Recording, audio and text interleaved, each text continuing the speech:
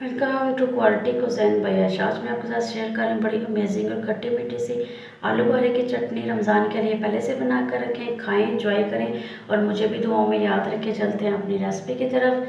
सबसे पहले जी लेंगे कढ़ाई, उसमें शामिल करेंगे आलू बुखारा। आलू बुखारा मैंने 1 पाव लिया, इसको मैंने अच्छी तरह से वॉश कर लिया है। उसके बाद इसमें जाएगा पानी इसमें मैं शामिल करूँगी 3 गिलास पानी शामिल करके इसको हल्की आंच पे पकने के लिए छोड़ देंगे।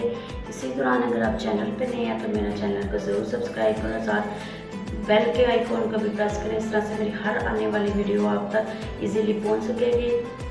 तकरीबन मैंने आलू बुखारा जो है 10 मिनट के लिए इसको पकाया है। देखिएगा अच्छी तरह से पक भी चुका है, फूल भी गया है, साइज़ में थोड़ा सा बड़ा हो गया है।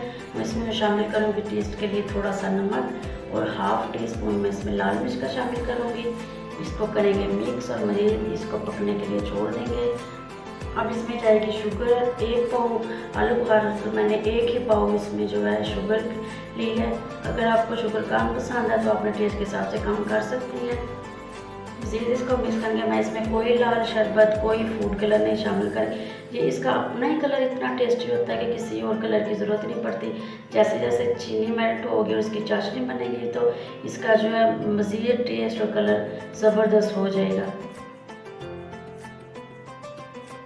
जी तो ये पक के कुछ इस तरह से हो गया। मज़ीद हम इसमें पकाई करेंगे और मज़ीद ये थिकनेस की तरफ जाएगा।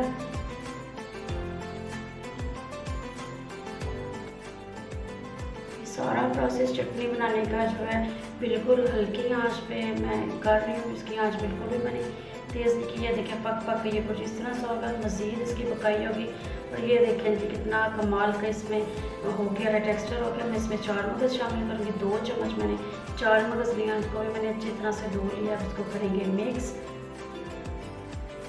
मिक्स करेंगे। ये देखेंगे कितना कमाल का इसका जो है फ्लेवर सा आ रहा है। अब इसमें जो है बादाम शामिल करेंगे। बादाम भी मैंने तकरीबन 2 टेबल स्पून नहीं है, उनका मैंने छिलका उतार दिया था। इसमें शामिल करेंगे जी बादाम। इसको करेंगे मिक्स अच्छी तरह से।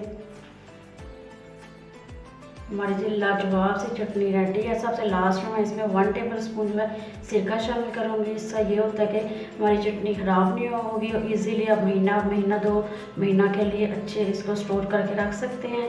ये जी ये इसकी फाइनल लुक देखें जी कितनी मज़ेदार और टेस्टी सी जो है हमारी चटनी खट्टी मीठी सी आलू बुखारे की रेडी हो गई। ये देखें इसकी थिकनेस चेक करें कितनी ज़बरदस्त है।